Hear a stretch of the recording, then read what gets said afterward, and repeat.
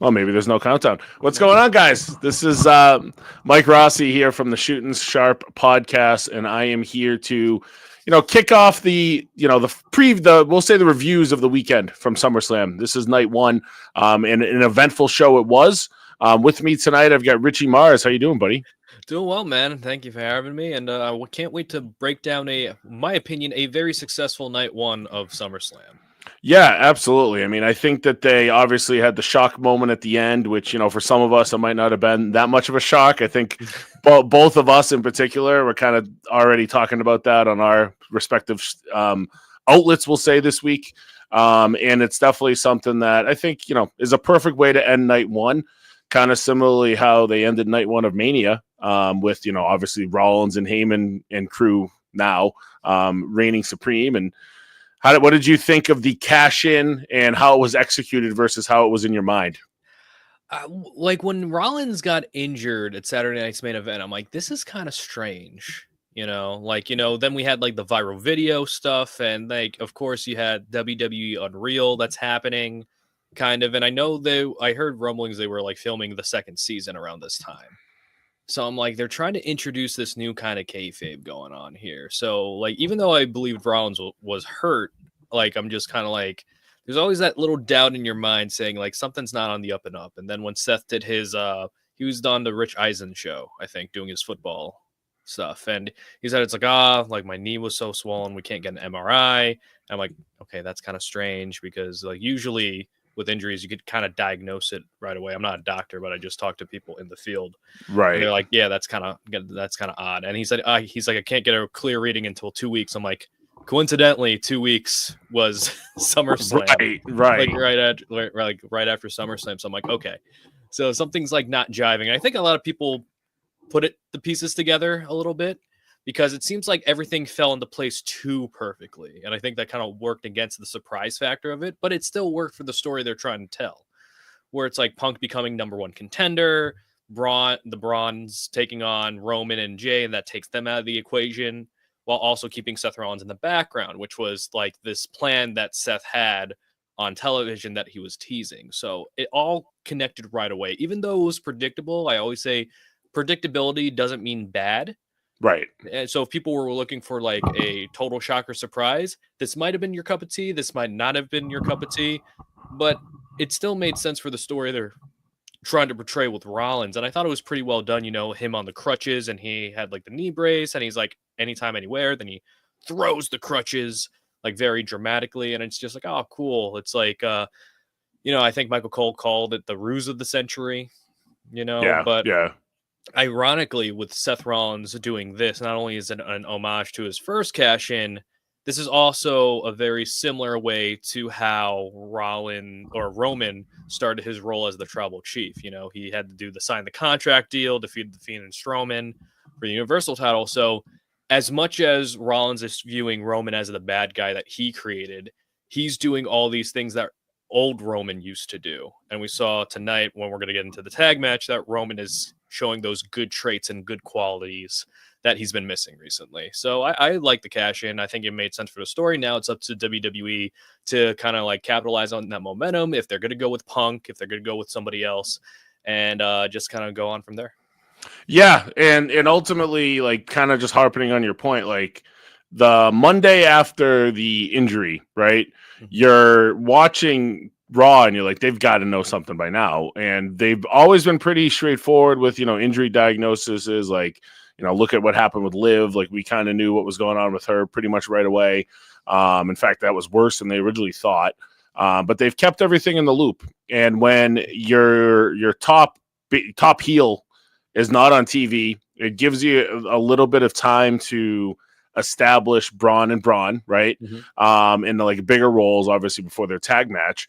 And then you started hearing like some rumblings that came out that like, John Pollock had said, I heard that there was going to be an injury angle, and, it kind of calmed down for a bit. But then this past week, you started hearing like the Meltzers in the world calling it like the injury angle. So that's when I was like, all right, they're clearly at this point enough tea leaves to make us think this is going to happen. And obviously it's create a big moment.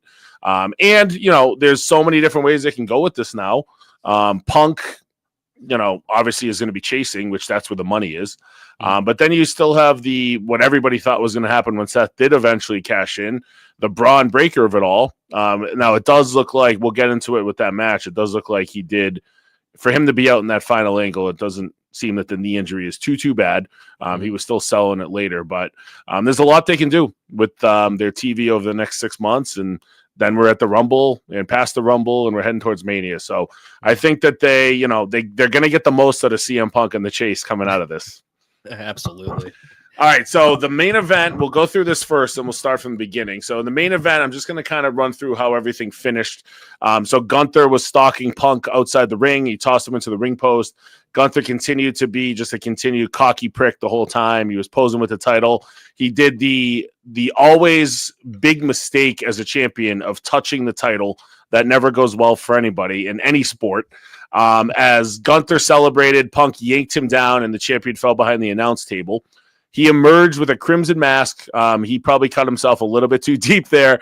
And he was selling the nose, which, there was some news that came out, this week. I think Meltzer had it first, that Gunther's been having some breathing issues with his nose. So he's probably playing into that, and that'll be the reason that he's off TV for a little bit. But Gunther retreated back into the ring. He was staggering. At this point, you knew that he was screwed. Punk unloaded on him, frantic punches, big elbow. Teased the GTS as he lifted Gunther. The champion locked in a sleeper hold.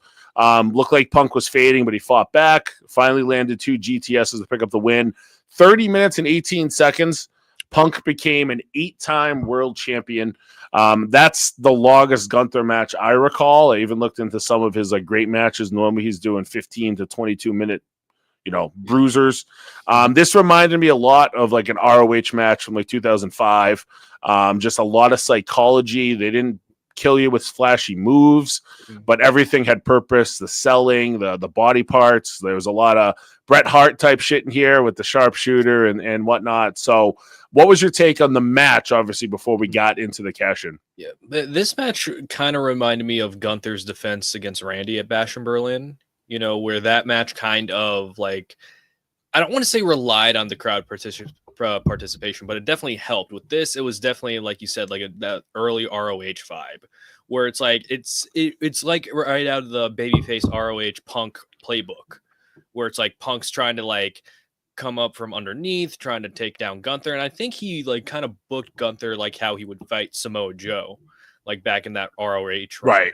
And it's interesting to see Gunther's booking, because it's kind of a combination between ROH Joe and Brock and UFC a little bit, because if you notice, it's when Gunther's in a choke, he'll tap quickly like Brock would do.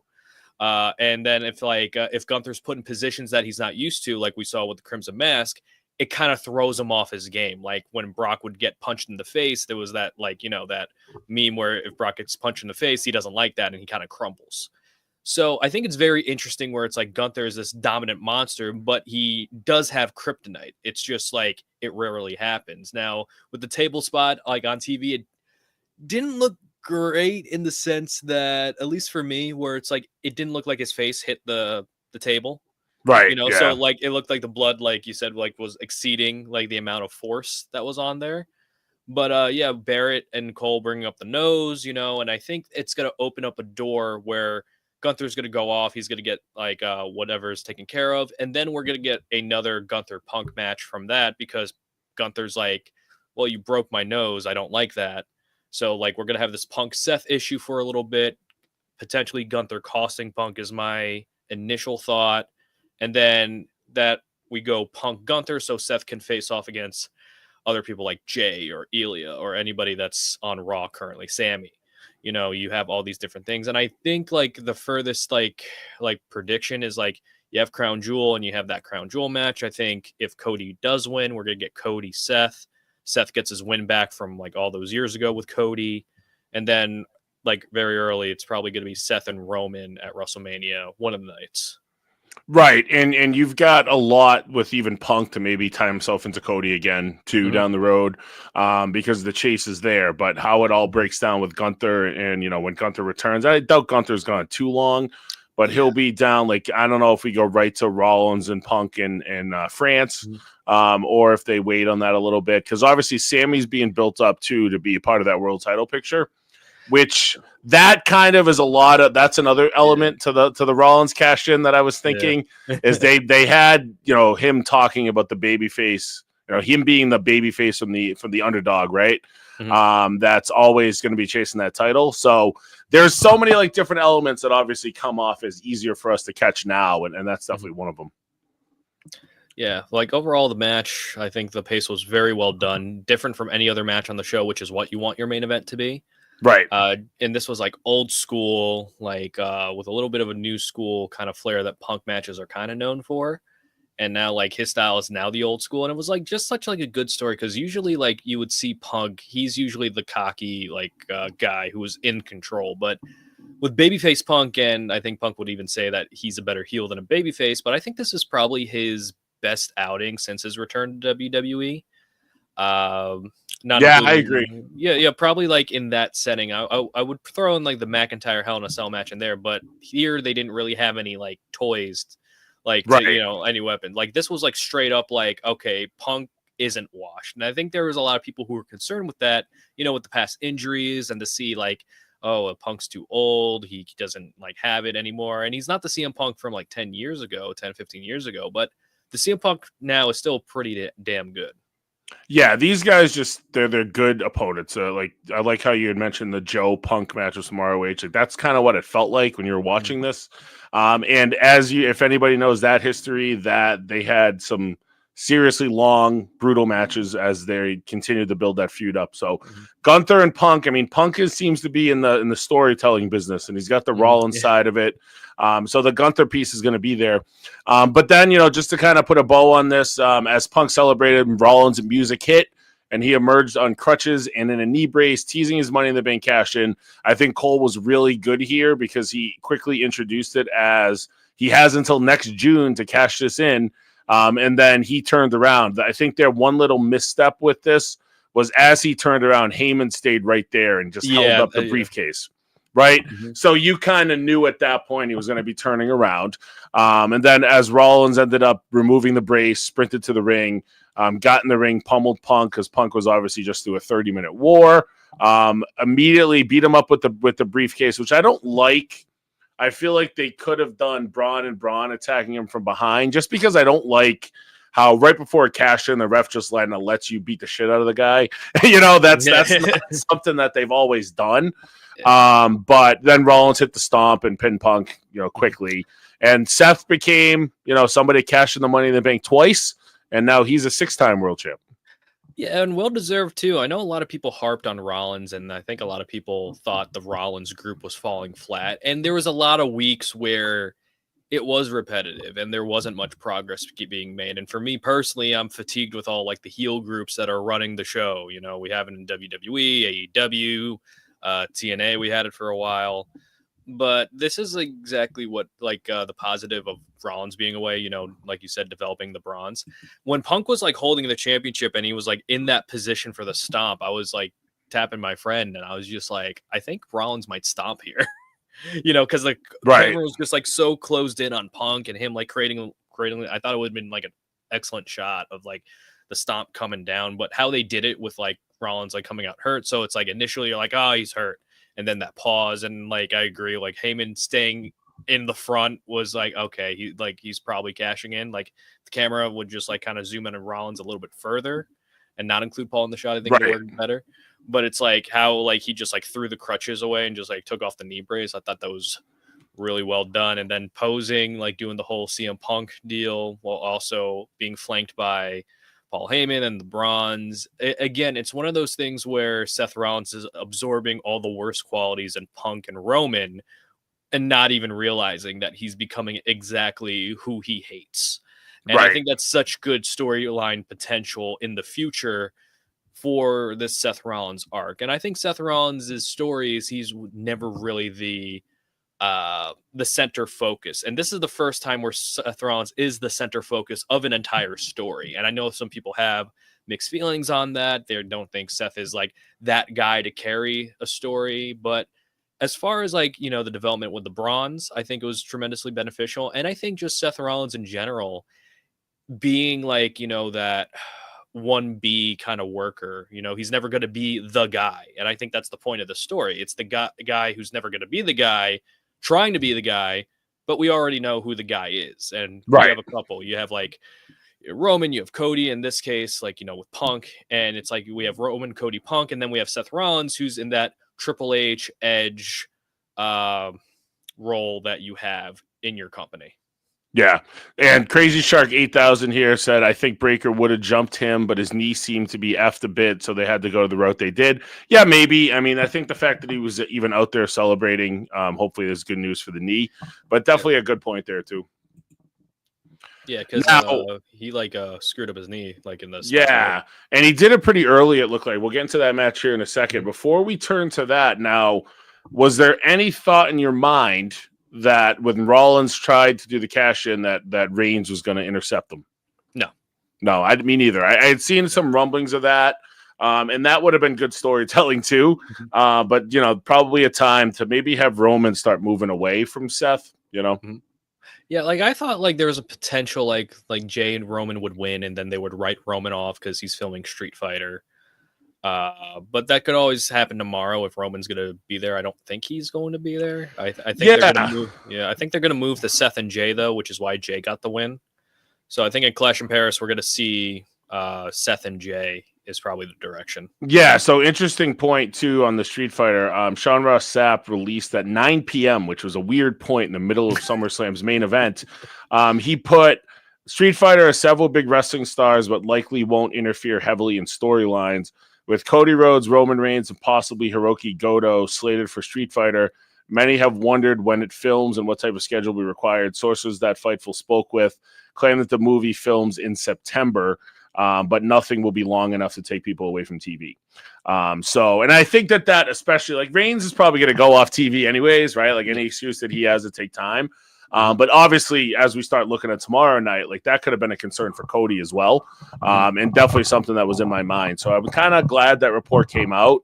It's just kind of the timing was weird, The entire cast of the Street Fighter movie is just so like interesting to me. I'm very curious to see how it plays off. Yeah, it's interesting because I'm sure there's like 50 Cent is in it. It's gonna be crazy. Yeah, like Jason Momoa's in it. I think like Andrew Schultz is in it. I'm just like, this is like one of those like random like name generator casts. Yeah, and I'm like this is gonna go wild. One or two ways. Yeah, it's one of those that I bet there's like random wrestlers in it that aren't even like credited to and like have like fight scenes. Gosh, yeah. So Roman Reigns, they opened the show. Himself and his cousin Jey Uso went to battle with Braun and Bronson, cornered by Paul Heyman.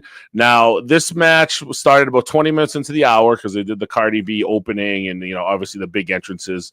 Now, Reigns was a fucking lunatic in this match. His dive was outrageous. He like over-torqued. Whether he turned quick enough or the Bronze kind of positioned him well on the fall, he avoided disaster by a little bit. But that wasn't long after he pretty much got a knee to the face when Jay did his dive because he was just caught in the middle. He took a vicious beating on the outside from Braun too. He was just like, almost a cartoonish babyface selling some of these injuries. And they all looked brutal. And even the spear that went through the barricade looked rough. This was Reigns like turned up, right? And this is the first time I've really watched Reigns since he's turned babyface. You're like, wow, this guy is fucking working to be this babyface right now.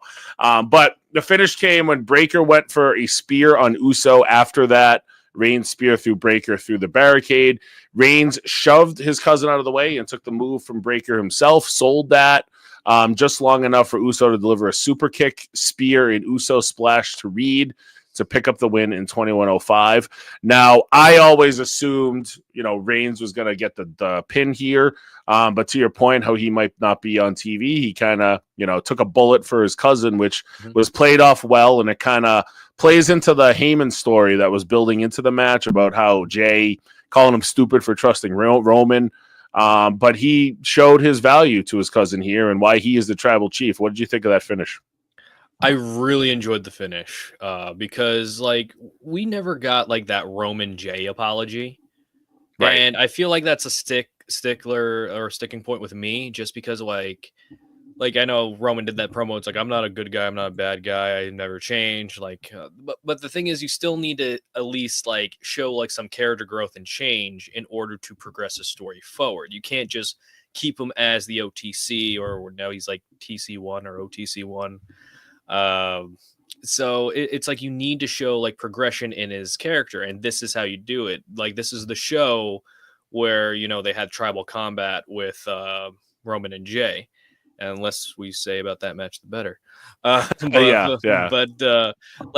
Roman saving Jay here, I think, was very important, just because it shows that Roman like respects him on a different level now. And, you know, even like with the whole running it back thing, like queuing that up. And with Roman, I found it interesting. His like what he was moving, it was like really like 2015 Roman Reigns. You know, like to your point, like that baby face Roman Reigns, and he looks a lot shredded, like compared to back then. So like when he was like flying, it's like I don't think he realized how how much more agile he became. Right. And it was just like you said, a cartoon character. And the Roman Reigns, like, since he became tribal chief, doesn't need to do much to get a reaction. And that's what makes these matches work. He can do the simplest things, you know, 10 punches in the corner, you know, doing the Uranagi, all these slams, and fans are just eating it up. And this match was more about, I think Roman's goal in this match was to get all of that onto Jay, you know, because they're building Jay up, I think, for Seth. I think that's what this tag match was for. And with Roman, he knows he's not going to be here for a little bit, potentially. So it's like, what can I do to like make Jay a little bit higher? And then it's like you make the Roman character take a bullet for Jay. And that puts, like, you know, all that story kind of like in a different realm, where it's like last year, it's like Roman, like, you know, didn't apologize to Jay, and it felt kind of like unfinished business. At least like now it's like one of those actions mean more than words kind of deal, where it's like, sure, Roman could apologize to him, or how about we show him like how much, like, you know, he respects Jay now. Yeah, absolutely. And I think that Jay getting like the superstar entrance to open the show, it's kind of funny, the parallels to Mania Night 1, right? Mania Night 1 opened with Jay doing the big entrance, and then closing with with Rollins and Heyman reigning supreme. So we're doing it again, just 4 months later. But Jay, I really liked the Jay, instead of immediately going into the second round of Yeet, they waited till the match started. I thought that was a fun, cute little curveball, and I especially liked how like Reigns was getting into it and showing more of that babyface character during that.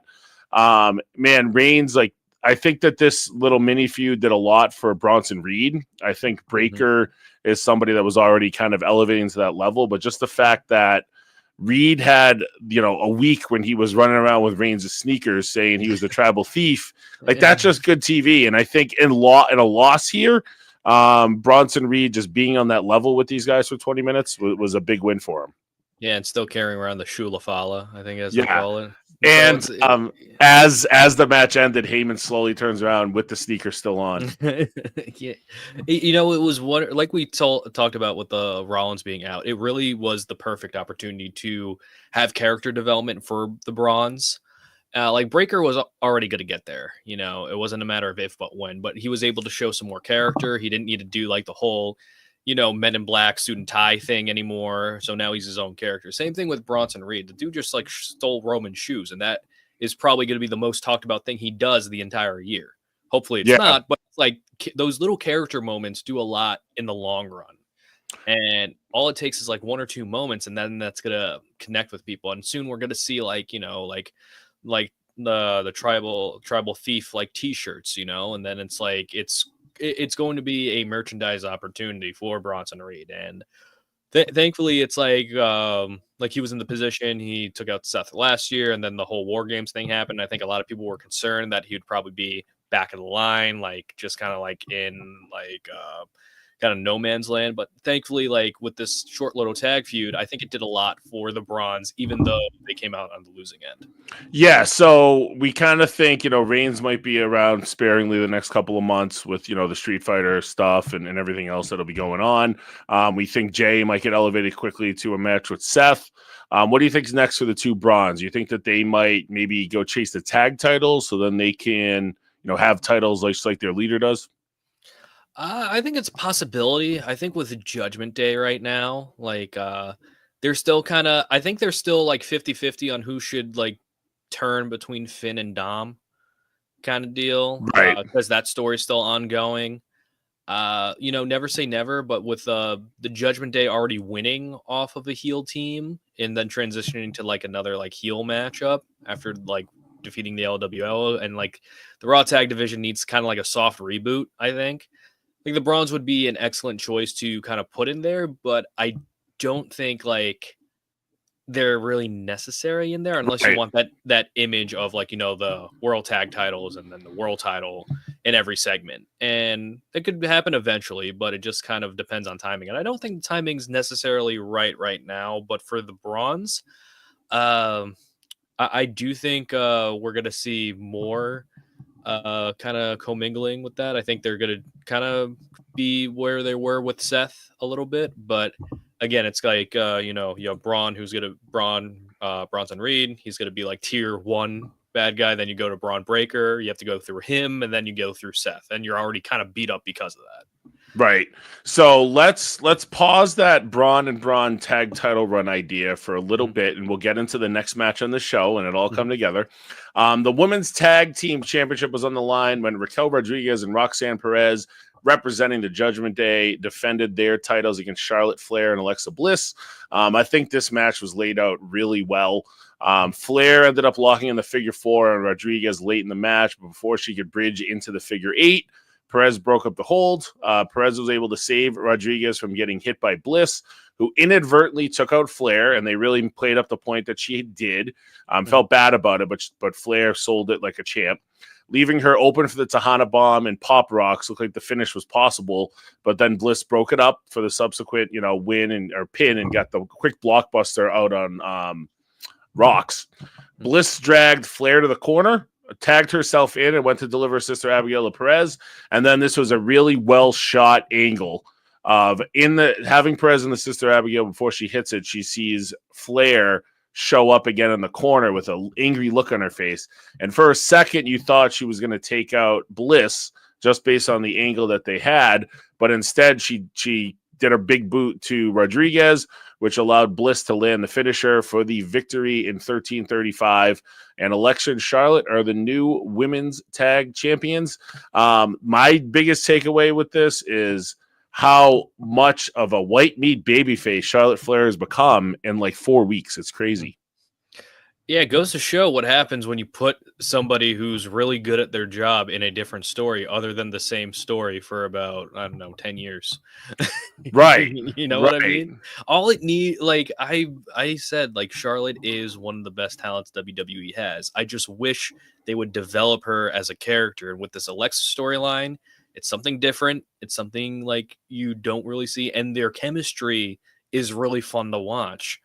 And it boggles my mind that WWE didn't do this sooner. Like you had like some things here and there, like you had the Charlotte and Shotzi kind of like pairing, but now it's like you have Charlotte and Alexa, 2 women who were a part of like pretty much around the same time when NXT and like when both of them got called up, and they never really interacted that much in a serious storyline. Like you had like the segment where it's like, Alexa was still all fiend out, with the ripping of Lily and stuff like that. And with the whole Charlotte thing, it's like in order to cheer Charlotte, I think like WWE thought it's like, oh, she's already made. So she's like doing the Randy Orton thing, where Randy didn't need to develop his character that much. All he needed to do was hit the RKO and that's it. Right. And with Charlotte now, it's just like now she has somebody to work off of in like a positive fashion, not just saying like, I'm the queen, I want the championship, maybe I'll win, maybe I'll lose, but I'm still in the title picture. Now it's different because now you have an actual story where you're developing Charlotte, but also developing Alexa. And I think that resonates with the audience and is making Charlotte Flair more identifiable and relatable. Yeah, it's come off pretty organic with these two. I mean, and something that they both desperately needed. Alexa did too. She was kind of fledging for a bit, and Yeah. the Shotzi. This is almost like a redo of that little Shotzi thing they tried. Yeah. Obviously put the Queen with like the goth chick, right? Mhm. And then obviously, it harpens back to their history together with Alexa, so it works. And look at this crowd just wanted Alexa Bliss to be in a storyline that mattered, right? Or something that they could sink their teeth into. She's got a lot of fans. And obviously those fans became Charlotte fans and they became teaming, which, you heard it at Evolution. Charlotte was like the most over babyface on that entire roster. So it was cool to see that she's really seeming to love this. I love their entire entrance. So they're like trying to one up each other and they're a perfect team right now to help them both elevate the tag titles. They're a team that can show up on NXT and pop a rating. They're two that would actually pop a rating. And overall, they still have room to evolve. The fact that they did this, disputed finish basically where we thought Charlotte might have turned on her, they can build off of that and continue to become more of a grown team. And, there's the humbling of Charlotte Flair, which Crazy Shark says in the comments here, humbled Charlotte's working great. It is. It's worked out. It's a character development that has worked for everybody involved. And it really just shows that, they didn't know what the fuck they were doing when they brought her back for the Rumble. They were convinced she was going to be this big babyface, but they did nothing to make it that way. They should have shown months of vignettes of her rehabbing, months of everything that made her feel like she was broken down, having to get built back up. Instead, they show her on an airplane. Like it wasn't a smart build for her. And what happened with them on the build to Mania was kind of their own fault. And I felt bad for her because obviously the stuff with Tiff, whether that was supposed to happen the way it did, or whether it was just a ploy for, Unreal to have a backstory. Either way, it was something that really dug into her, and that timing with that article that she had posted too for the Players Tribune, it worked out well to kind of coincide with this story. So super happy to see where Charlotte is now. Her and Alexa have a lot of good TV coming in the next coming weeks. Now, as far as Judgment Day goes, what's next for them? Obviously, we're still going to be a little bit away from Liv coming back. But that's why I immediately think that maybe they've been kind of up and down. Like they get a little push where they win and then they can't win. The story might be best suited right now for those tag titles to come off the men too. And then Dom is the only one holding a belt. I think that's probably a story that can fit. And if they do that, and then he wins like the mega belt when he goes and goes after that, now you've got Dom being like, wow, I'm the successful one here. And then if Liv comes back and she sides with Dom because he's never really done anything wrong, now you've got this big babyface couple. So it's interesting that the Judgment Day lost these titles, and whether they start to break up from within, it's going to be interesting what happens with Judgment Day. So what's your thoughts on what might happen with that stable moving forward? Well, the Judgment Day, Liv was the integral part of the current story that's happening with the Judgment Day. So now Finn is kind of like being the one to cause that conflict with everybody while still being kind of like snide to Raquel. Right. And I think with Raquel and Roxanne, depending on how bad Liv's injury is, and I think it's going to be a while before we see her. She might be Rumble, yeah. Yeah, so what I would do is actually kind of strengthen the Raquel and Roxanne relationship. And there are more titles that you can play around with, because now we have that women's intercontinental championship lying about. And I kind of see a Shawn Diesel kind of thing where it's remember Diesel won the IC title and then they won the tag titles. I think that's what we're going to see right here. Raquel or Roxanne, they win the IC title and then they win the tag titles back in short order. And then right when that happens, Liv is back. And Liv is still trying to find how this group dynamic is working. And now the conflict becomes, did Roxanne fully replace Liv, or are the Judgment Day members still loyal to Liv in this whole situation? And I think that's where the conflict comes, and that's where you get to see that divide. And I feel with Raquel, and big shout out to her because, Kevin Nash made those comments about her not working big.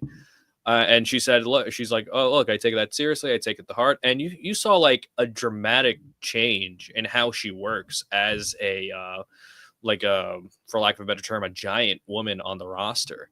And I think like slowly but surely, we're going to see like a lot of people expect big things from Roxanne, but I think you got to keep your eyes on Raquel, at least within the singles ranks right now.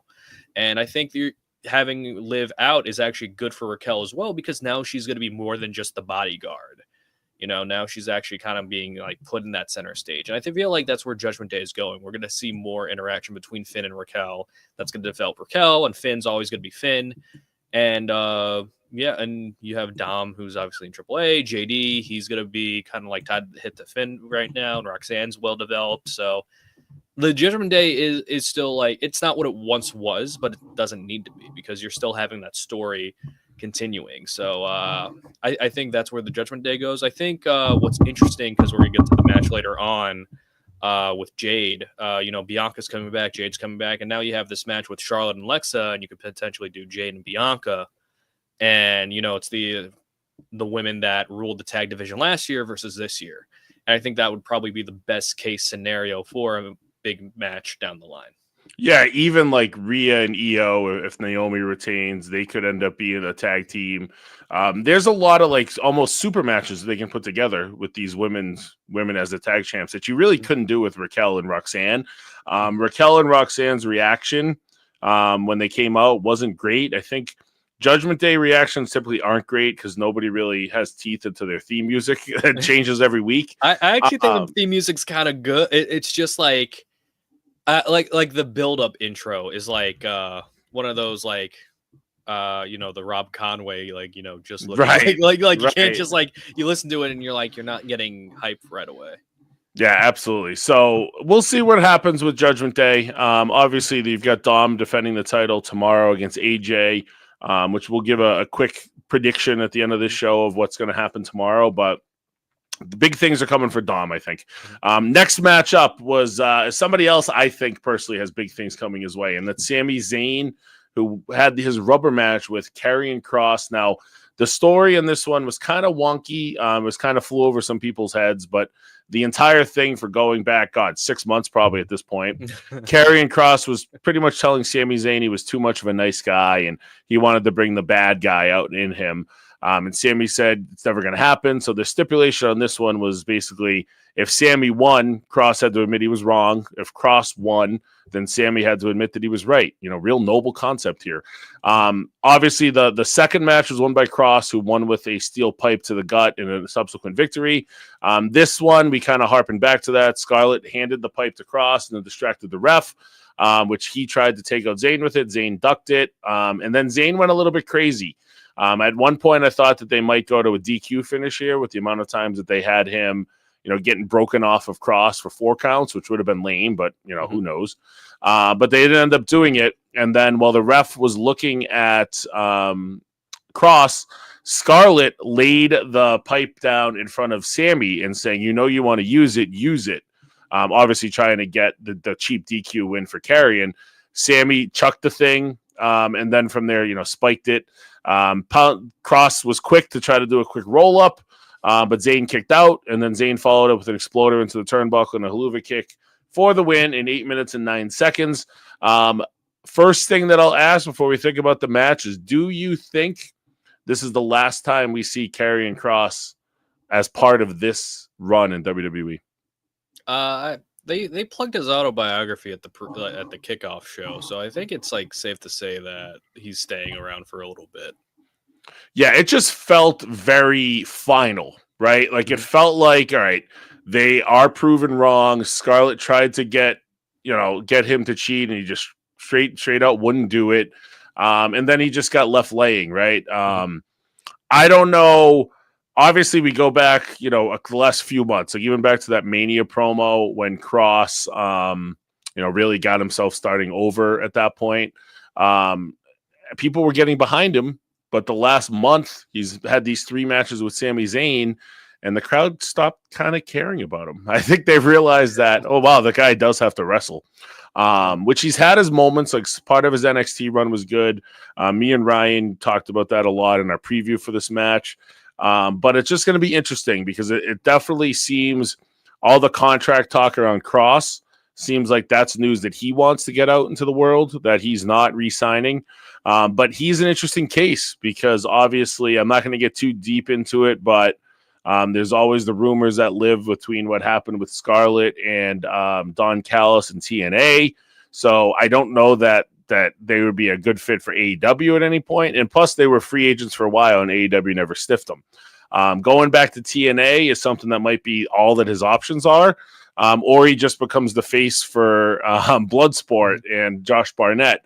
But at the end of the day, you know, I still think that there's some value with him in WWE.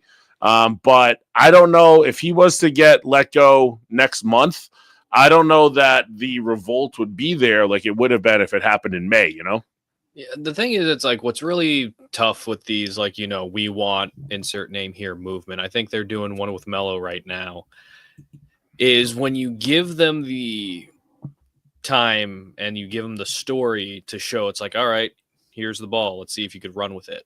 You know, and then the fan support is either there, not there, stays the same. You kind of wonder, it's like, was that the opportunity? Like, because not every opportunity is going to be the main event. And I think that's what I think a lot of people like assume what's going to happen with We Want blank. You know, like we want Brian, we want Cody. They were in the main event of WrestleMania. So I think that's where people's minds kind of go. With Cross, he's given like the story with probably one of the best workers you have in the company. And it was like, I remember reading in Jericho's autobiography, like McMahon put Jericho early in his WWF career with X-Pac. And if you can't have a good match with X-Pac, then you can't have a good match with anybody kind of mentality. And I think a lot of people saw like what kind of worker Cross is, which isn't bad. It's just like, it's very like, nothing really like stands out. You know, like he's very solid, and I feel like his style is very unique in this way that it's not really like, you know, I'm not gonna be like up on my seat like cheering like what's Right. gonna happen. You know, it's very like it's very snug, it's very in there, and I think people realize where it's like the character of Cross is so interesting, and the ring work is like the kind of 180. So it's just like, how do you have the best of both worlds where it's like you have Cross and you have this character at the same time? And credit to Cross because he gets himself over wonderfully on screen, on social media, and that's kind of half the battle. The other part is having an engaging story, and WWE with the Sami Zayn story, it's kind of tough because Sami Zayn is like the babyface, and he's a great babyface, but he doesn't really have that direction, you know, like he did previously. And with Cross, it's really hard to get invested in him because you're not sure what's going to come next for this. Now, the pro is we might have a segment on Raw where Cross says, I was wrong, you know, but we don't know if there's a but at the end. Because, you know, heels, it's like you won this and I'll agree to it, kind of, but then something's going to happen, which makes me think there might be a new partnership, or there might be like a new, like, I don't want another faction, but it's like a different, like, that already. yeah, you know, I'm like, I don't want AOP to come, Right. but it's like you have like Cross and maybe somebody else, maybe keep him in turn face, that's his chance. You know, I think Cross as like a devious pot stirrer of a face, I think would be entertaining with like him trying to learn how to be good from Sammy. Like, you could do that kind of like buddy cop comedy kind of deal. Right. And they'd be good TV too. So Ryan also says here, I think he stinks, but he's not a good enough wrestler to be a compelling baby, but character-wise may work as baby more. And I mean, people would love to cheer for Scarlett as well. So there's definitely a lane there if he's like becomes like almost like kind of like a righteous baby face. You know what I mean? Like there might be something there. Yeah, speaking of the righteous, like I know like he teased like with the righteous, like because they were free agents, I believe. Yeah. Hey, maybe he's again. That could just be him teasing something that if he does leave WWE, what's next? You know. Yeah. And I got one more comment I'm going to put here about Cross, and then we'll start talking about Sammy. I feel like Crazy Shark. I feel like this was Cross's shot to prove himself, and honestly, I'm kind of on the fence after all of it. I'm kind of where I'm at. Like I don't think they had a 8-minute stretch here where they could have had a great match. It was obviously more of the story, but Cross did nothing to excite me, and I think I had his entrance really tuned in because I think they have one of the cooler entrances in WWE. It's a little goofy when Scarlett's lip syncing, but it is what it is. And it's kind of an arena or stadium entrance. Crowd didn't really react. And I asked a few of the guys in the NoSo chat that we have on Facebook, like, what was the reaction like? And Ryan said there were pockets, but it was really just Scarlett, when they posed at the end was when they reacted. But I even rewound it, and it was crickets when they were walking to the ring, and then Sammy's music hits, and it's an explosion. So it's kind of interesting because this is obviously the SummerSlam crowd in New York is kind of like a smart mark crowd, and it didn't really translate. And it really goes back to what I always thought is everybody likes the idea of Cross, so they have to watch his matches. Yeah, and I think that goes, especially in this era of WWE, the dichotomy between the people online and the people that are actually in the arenas. Like, I think the biggest one this year is Jay, and the reaction to Jay Uso, but it's universally positive, similar to Sammy. Now we're getting kind of like the inverse of Cross, where universally online he seemingly is loved, but like in the arenas, because he hasn't been like a consistent force on television, the crowd can't really react to, I think, how other people want them to react. Right. So we'll see. I mean, he was a couple weeks ago in Providence, Rhode Island. He was the most over guy that they had. People were chanting for him outside. It just isn't consistent enough, right? Yeah. So we'll see what happens. Obviously, the contract's probably going to be all that we hear for the next week or so. Yeah, and the thing is, on Main Event, his performances have been really good. Like, I think he did he won with a frog splash on Tyler Bate, which was I'm just like, what? He's busting this out in Main Event. I know. I feel like there's always something there for him to like kind of take to the next level, but his matches were always kind of laid out. Even when he was NXT champ, they were just like glorified squashes. But he might have a babyface offense to him, so let's see if that actually does come to light. Great head of hair, though. Oh, absolutely. And then obviously anybody running around with Scarlett will be of interest to some segment of the fan base, right? Yeah. So now Sami Zayn. What do we think's next for him? Obviously, he's somebody that you automatically think, I mean, based on how the story's been this year, which wrote him off of, post-Mania for a bit and everything before the Cross stuff, he's kind of got that tie into Seth Rollins. So he seems to be a very clean, dancing mate for Rollins at some point. I know I very publicly on this network and a couple different things have him as the favorite to win the Rumble. What do we think is next for Sammy? Knowing that that title's now in the hands of a heel, and there's still Jay that's probably going to be chasing that thing first.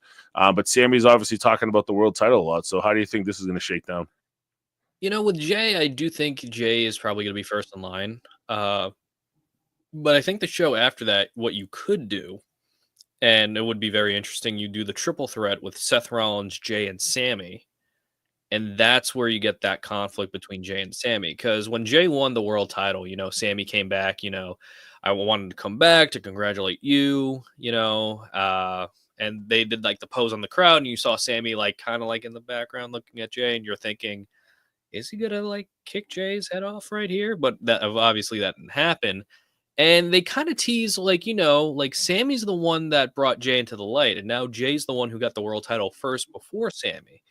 So there is that conflict there, and you still can toy with that story. You don't need to have Sammy turn heel, but the conflict between Jay and Sammy is something that you could kind of like push a little bit.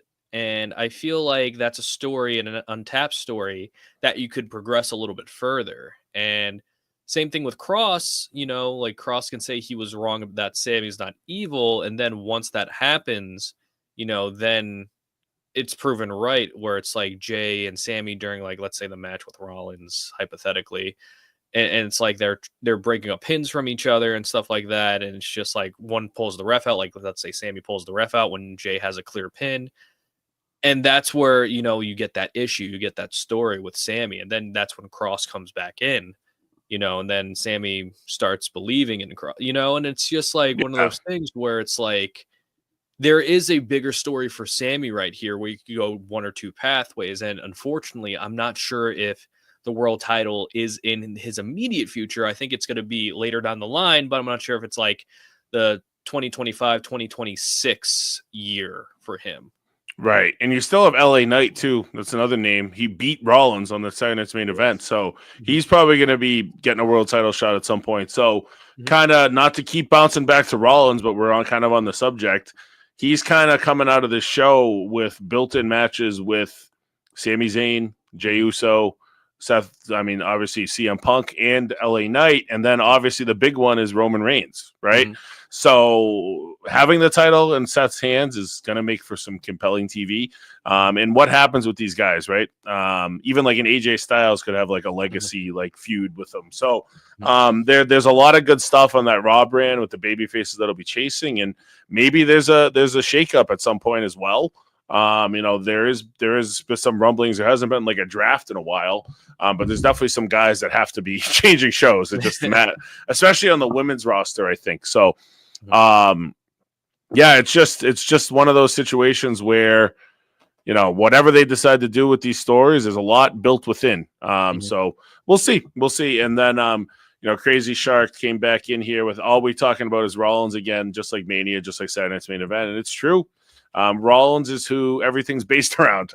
Whether you like him or not, he's the protagonist of the Raw show. So you're going to be seeing a lot more of him and his crew. Now, Women's World Championship. Now, obviously, Cody Rhodes won the King of the Ring to get his shot at John Cena tomorrow. Jade Cargill won the Queen of the Ring to get her shot at Tiffany Stratton. Stratton emerged the winner from the overall match. She landed an Alabama slam before going for the prettiest moonsault ever. Jade got her feet up and then hit Jaded. Looked like the win was honestly in the offing, but they did a really awkward roll where Jade kind of helped Stratton get to the ropes. That kind of was in a match that was 7 minutes where there really wasn't many botches as they were trying to avoid them. I think this one was very jarringly bad. And then the finish came as Cargo went for an avalanche Jaded off the top rope, which Stratton reversed into what looked like a modified Hurricane Rana, but it was kind of not clean. And then Tiff quickly followed with a successful prettiest moonsault ever and picked up the win in 7 minutes and 3 seconds. A week ago, did you think Jade Cargo was going to win this without question? Yeah, I thought I was leaning towards Jade with this one just because I'm like WWE was very dead set on Jade, becoming this star. And with Bianca coming back, it just kind of seemed like, there's some natural conflict there, like you could have. And with Tiffany, she doesn't really have a solid direction. She's had like every time like she's out of a PLE feud, it's right back to Nia, and it's just once you feel like the feud with Nia ends, it just kind of starts back up again. And it just seems like, okay, it's maybe it's time for Jade to kind of, see if she sinks or swims right now. But with Tiffany retaining and with the match time being as short as it was, and there were some fun spots, like the Swanton, and Tiffany is just so good for her experience level as well. And just one of the best new next generation women that they have. It just kind of seems like we were talking about Charlotte before, she wasn't earmarked to be a baby face like Tiffany, but she's getting strong reactions and she's getting put in positions where she's been succeeding, and I feel like it's the success of just being consistent is going to work out in the long run for her. But I also kind of worry that it's if she peaks too early, what's left to do? Remember when Randy was young and he accomplished everything, he had those what I call autopilot years where he already kind of did what needs to be done right now. There's not really much for them to do. And with Jade, it's just one of those things where it's I wonder if they think she'll ever be ready, with that. Because she's still her matches are usually under 10 minutes, maybe. If that. Yeah, I think she might have had maybe one went a little longer in King of the Ring, but one only.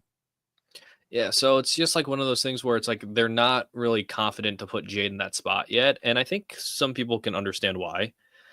Just because she's still relatively new in the business, and it's like she isn't at the level where people in the company want her to be at to carry that ball. But again, it's one of those things like, look, this is her first like opportunity at the women's championship, and after that, you kind of just see it's like, look, you don't need to win on your first try.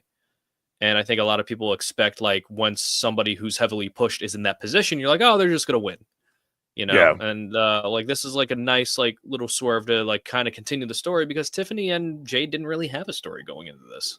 Right. Now, obviously, coming out of Queen of the Ring, I think everybody's thought was Jade would win at SummerSlam and then immediately get cashed in on by Naomi, right? Right. And then obviously when the Naomi cash in happened unexpected to all of us against Rhea and Io, maybe that just is when they decided, it's not Jade's time.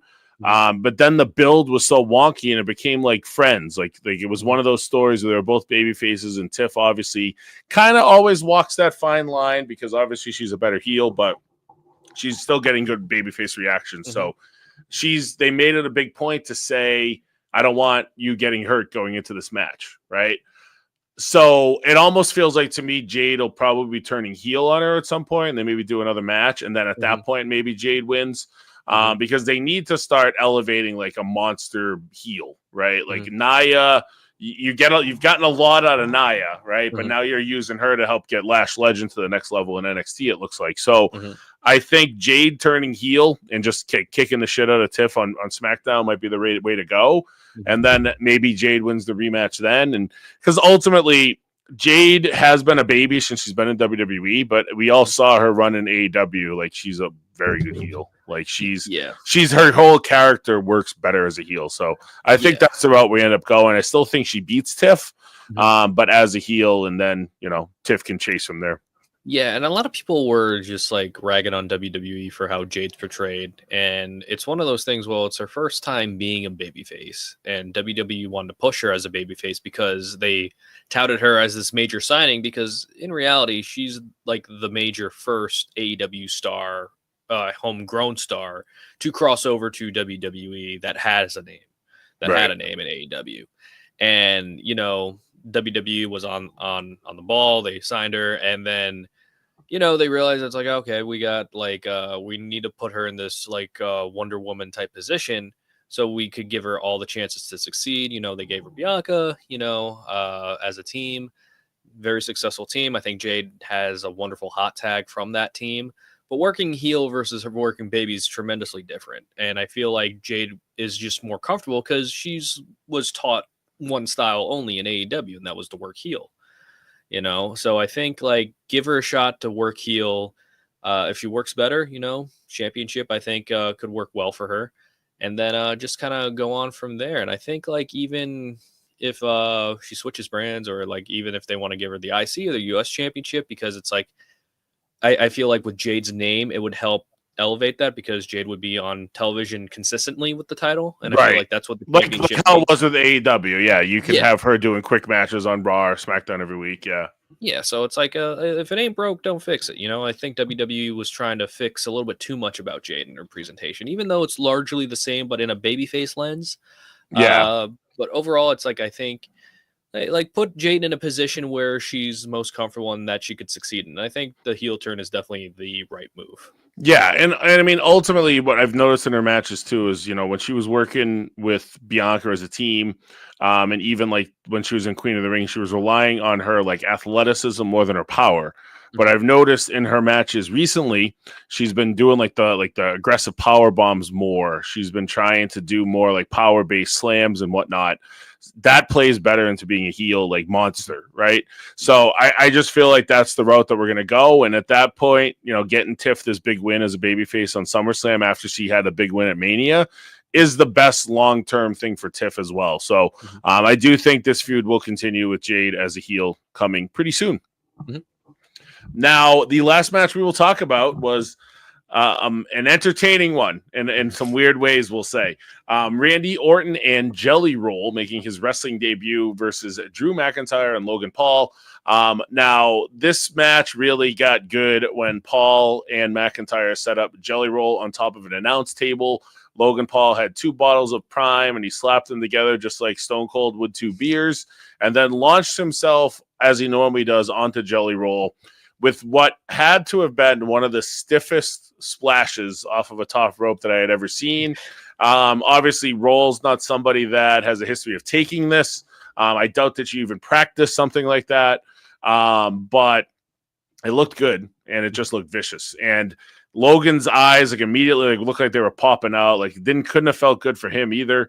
And props to Jelly Roll. He was struggling through the match for the most part, as you'd expect. And I think you earn a lot of respect from the wrestling fan when you're willing to take a bump of that level. Before we get into the rest of the match, what was your thought watching that leap onto Jelly Roll? I noticed right away, his hand placement, where it's he's just kind of covering up Undertaker style. Yeah. Where it's just you can see him position himself too. Yeah. Yeah. And you saw it at the finish too with the frog splash, which was super high as well. Yeah. With Jelly Roll, it was a different spin on the celebrity match that we've been seeing recently, in that where it's it's a realistic quote unquote celebrity match where it's here's a guy who has no idea what he's doing, in wrestling terms. And he obviously he's not going to be like Stephen Amell, he's not going to be like all these other celebrities that kind of come in like Bad Bunny and just start doing flips, dives, and just kind of do everything. So there's a realistic approach where it's Jelly Roll is a bigger guy. So he's going to get his spots in, you're going to get the choke slams, you're going to get power slams, you're going to do the boss man slam, but that's going to come in at a crucial point in the matchup. And I think with him taking most of the heat, and then you switch in with Randy, and then he gets put through Jelly Roll gets put through the table, and the table just disintegrated too. It was an amazing kind of thing, and it was an awesome visual, and it was miraculously fixed by the time the next match was happening. Right. But yeah, and you had Jelly Roll getting carried out, and then he sees Randy, and then it's fires up, gets back to the apron, does the tag, does his spots, and Logan and Drew getting the win was probably the right move, because I think a lot of people assume that Randy and Jelly Roll would win just because, celebrity involvement and how the celebrity match is going, they're usually going to be the one that's going up. So I think Jelly Roll earned a lot of respect, not only for the bumps, but for taking the loss as well. Yeah, because absolutely. I think WWE usually tends to favor the celebrities, and it's they're just gonna win. But I do like the story. It's a simple story about Logan saying he's on a mission to get rid of the people that are leeching off of WWE. The celebrities obviously going towards people's thoughts on him, and it's so annoying how good he is at it too. At a short amount of time. And the pairing with him and Drew was fun. I wouldn't be surprised if they still continue it. I know Logan's technically a Raw guy, but again, we're in that point where it's are the brand split or not before we get a transfer portal or a draft or anything. And Randy, solid work. Drew, also solid work. They showcased Jelly Roll, and Jelly Roll really, I think, elevated the match, and a lot of people got behind him as well. So I think it did its job. Yeah, I mean, Jelly Roll didn't have to win this match. In fact, him winning it would have been silly when you think about it. It was really 2 established WWE wrestlers. It's also a good spot to get Logan Paul a win. Sometimes, he loses a lot of his matches that are built up, so it's good to keep him a win, even if it's over Jelly Roll. But I mean, Jelly Roll get back on the apron when he turned around after the right off angle. Hops back in there, hits the choke slam on Paul, which is a good choke slam. He probably learned it directly from Taker. Then he hit the black hole slam, which he probably learned from Abyss, right? Mm-hmm. So I think Cole called it the black roll slam, which I thought was cute. And then obviously Roll ended up getting hit with the Claymore by McIntyre and the Paul from Grace frog splash for the Paul win in 17:05. Second longest match on the show. Well, third longest match on the show. But they got a lot of shit in. Orton's obviously, you could do whatever you want with him. A loss like this doesn't hurt him. I think that obviously Logan getting the victory instead of Drew made more sense because of celeb on celeb. So you can still do, more with it. And I agree, like Drew and Logan worked well together, and it kind of goes against everything that Drew would say a year ago he would do in character. So it really kind of worked as a dynamic. And, Logan Paul is good. I mean, the build up to this feud was so much better than it had any right to be, right? They did some good stuff with it. And even if you're watching the match and you're like, all right, this sucks at times, but at the end it was entertaining. And, as far as celebrity matches go, I mean, some people have some strong opinions on them, but hey, we just got to understand, guys, that wrestling's not booked for us on the internet all the time, right? There's a lot of people that watch a couple shows a year, and they might have only watched this show because Jelly Roll was on it. And especially against a guy like Logan Paul, who everybody hates. So and that's the thing. Like sometimes I'll have people that talk to me, and they're like, they know I'm a wrestling fan, and I don't talk wrestling with them at all. And they'll be like, "Oh, did you know Jelly Roll's gonna wrestle at SummerSlam?" I'm like, "Yes, I did." And then that's what it is for, because like I could show somebody a match and they won't get it, but I could show someone like a Jelly Roll segment and they're like, "Oh, okay, so this is what it's like." It's like being introduced to wrestling is not just like cut and dry. Like my introduction to wrestling was the Brock Lesnar Kurt Angle Iron Man match, and that's what hooked me. Well, my buddy, he was watching Undertaker pour blood on Mr. Kennedy, so it's like very different things that people are going to get drawn to when it comes to professional wrestling. And celebrity endorsements are always going to be in wrestling. It's always has been a thing in wrestling, and it's not just like a TKO thing. This is just a WWE professional wrestling thing in general. Celebrity tie-ins are always going to be a thing in wrestling. I'm not sure if we're gonna get a Mr. Beast versus KSI main event at WrestleMania. I don't know, Kenny Omega thinks. Yeah, but we are gonna get that celebrity involvement, and when it's done right, it's done really well. As this match shows here, is that a 5-star classic? No. Was it supposed to be? Also no. It was just there to not only showcase the people involved, where it's like now Randy and Drew are going to be introduced to fans of Jelly Roll, and or Logan Paul, and then they'll be like, "Oh, I wonder what Randy and Drew are as characters," and they'll go back and watch Randy and Drew matches. Yeah, that's pretty much what's gonna happen, And then, even those people see Logan Paul and like, wow, this guy's actually pretty good at this, huh? Yeah, annoyingly good at it. Yeah, that frog splash at the end, I'm like, he got stupid height. Yeah, he's a stud, man. It's interesting. There's still a lot that they can do with him still, too. But yeah, I mean, it's.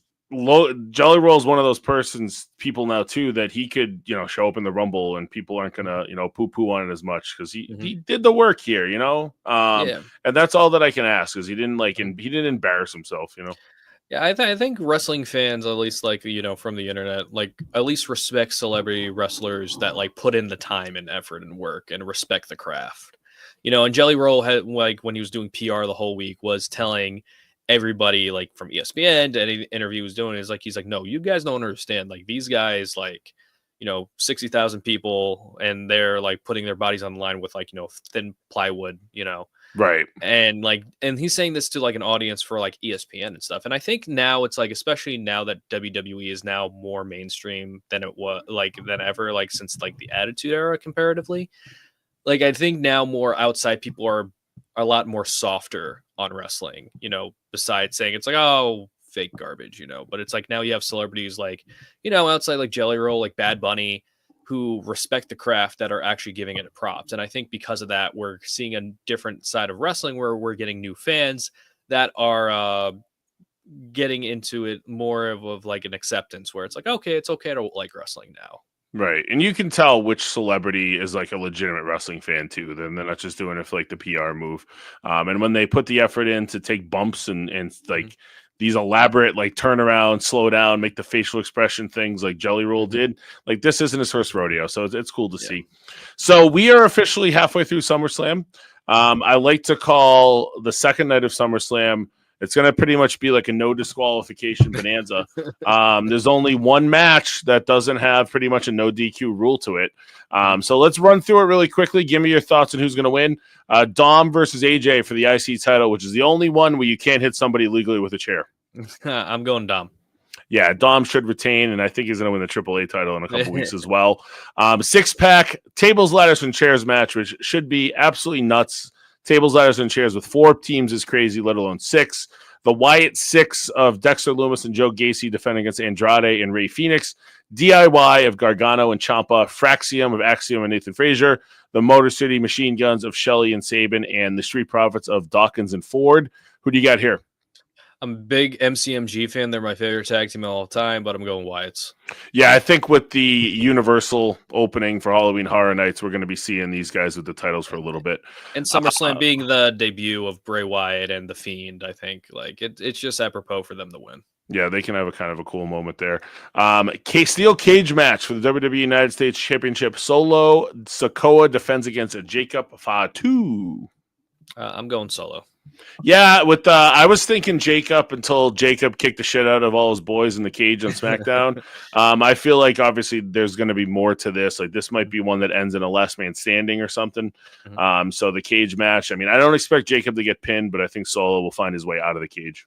Mm-hmm. The Women's Intercontinental Championship will be on the line in a no disqualification, no countout last chance match. If Becky Lynch wins, Lyra Valkyria can no longer challenge for the title for as long as Becky Lynch is the champion. You got Becky or you got Lyra?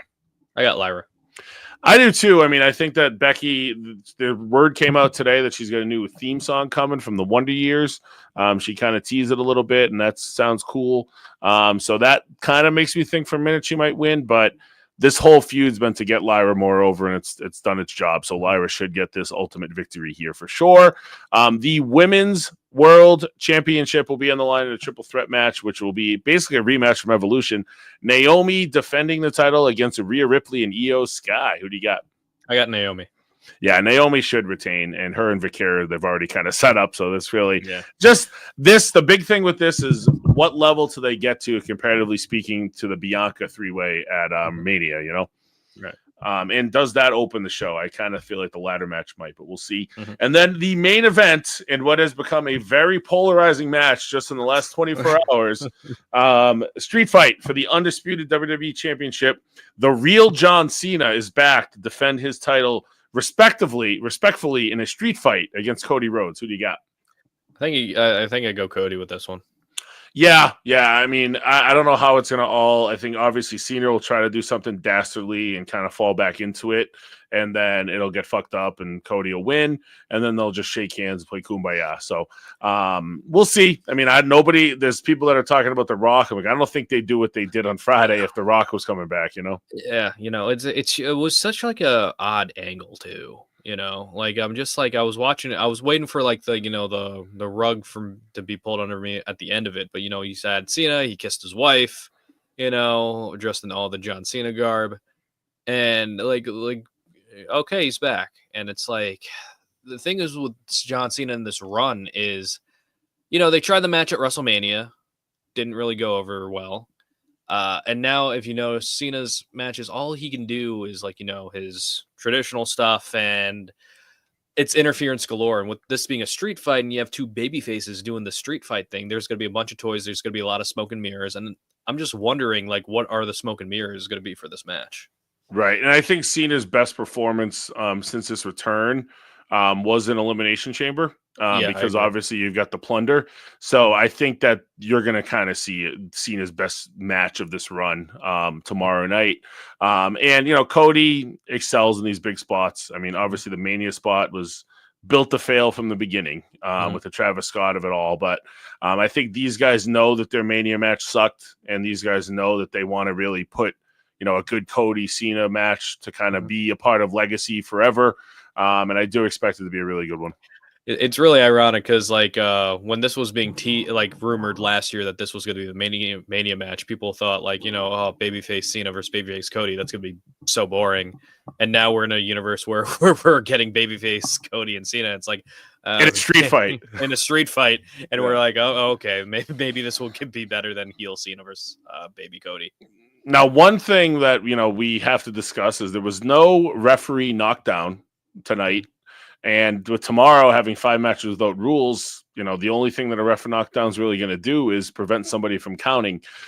So it's going to be interesting how tomorrow gets laid out, because obviously it's going to be the crowd is probably more into these matches tomorrow just because of the stipulations and whatnot. So I'm excited for tomorrow. I'm jealous that you're going. I hope you enjoy yourself. Thank you.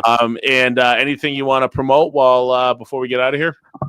Sure. I'm on TikTok at Retold Richie Mars, videos every day, usually talking about the current WWE stories, where I think they're going, things I notice. I also will talk about different like throwback news for WWE and professional wrestling in general. Like, did a story on around SummerSlam, why Randy Orton won his first title at SummerSlam and why it was to be petty against Brock Lesnar. But yeah, just things like that. And also at Retold Richie Mars on Spotify, Apple Podcasts.